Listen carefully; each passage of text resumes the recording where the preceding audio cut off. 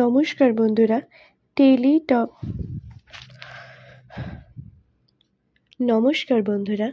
Teletalk বাংলায় আপনাদের সবাইকে স্বাগত। এইরকম নতুন ভিডিও পেতে আমাদের চ্যানেলটি অবশ্যই সাবস্ক্রাইব করুন। তো বন্ধুরা, আজকে আমি কথা বলবো চিরসখার এপিসোড নিয়ে। চিরসখার এপিসোডে আমরা দেখেছি যে পার্বতী একটি চিঠি লিখছে।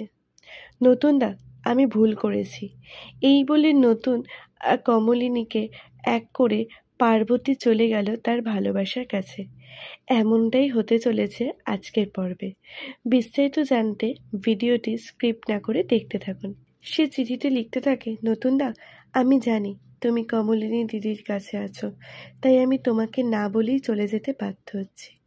তুমি যখন চিঠিটা পাবে, আমি হয়তো তখন অনেক দূরে চলে যাব। এই বলে সে চিঠিটা লেখে এবং চিঠিটা লিখে সে রেডি হতে থাকে। তখন পার্বতীর কাছে একটি ফোন আসে। হয়তো সেই হচ্ছে ভালোবাসার মানুষ পার্বতীর। পার্বতী তখন তাকে বলে, আর 1 ঘন্টার মধ্যে আমি সমস্ত কিছু গোছগাছ করে নিচ্ছি, তুমি রেডি থাকো।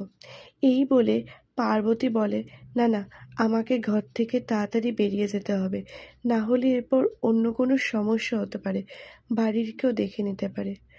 বন্ধুরা, হয়তো আমরা পরের এপিসোডে দেখতে পাবো যে পার্বতী বাড়ি থেকে বের হতে পারছে না, তখন কোনোভাবে নতুনদা চলে এসেছে বা বাড়ির কেউ দেখে নিয়েছে। নতুনদা ইচ্ছে করে পার্বতীকে বাড়িতে হয়তো রেখে দিতে চাইছে, বাড়ির কেউ যাতে বুঝতে না পারে যে আসল বিয়েটা কার সাথে হয়েছে। নতুনদা হয়তো পার্বতীকে ইচ্ছে করে রেখে দিতে চাইছে।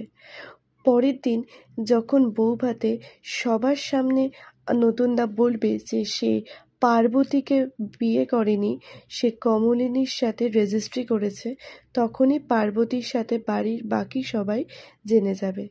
সেই সারপ্রাইজটা পার্বতীকে দেওয়ার জন্যই হয়তো পার্বতীকে আটকে রাখবে। তো বন্ধুরা, একটা ছেলে ও মেয়েকে সমাজ কখনোই বন্ধু হয়ে থাকতে দেয় না। এটা নিশ্চয়ই আপনারা এই চিরসখা সিরিয়াল থেকে বুঝছেন। কমলিনীর বাচ্চারা যখন ছোট ছিল, চাইলে তখনও বিয়েটা করতে পারত, যেটা বেশি গ্রহণযোগ্য হতো, কিন্তু তারা প্রয়োজন মনে করেননি। কিন্তু আজ সমাজ ও বাচ্চারা আর তাদের বউ আঙুল তুলছে তাদের দিকে। ঠিক এই সময় একটা মেয়ে নিজের সন্তানের কথা ভেবে সরে যাওয়া ঠিক না, কারণ এতদিন তার সান্নিধ্যে তারা ছিল। তাই এই কঠিন পরিস্থিতিতে একটা মেয়ে কি করবে? কারণ আমাদের সমাজ বিবাহ ছাড়া কোনো সম্পর্কে মান্যতা দেয় না। আপনার কি মনে হয়, কমলিনী ও স্বতন্ত্র কি বিয়েটা করে ঠিক করেছে? সেটা অবশ্যই কমেন্ট করে জানাবেন। আর চিরসখা দেখতে আপনারা কে কে পছন্দ করে সেটাও কমেন্ট করে জানান। চলি বন্ধুরা, এর পরবর্তীতে তোমাদের জন্য থাকবে আরও একটা এপিসোডের বিস্তারিত তথ্য।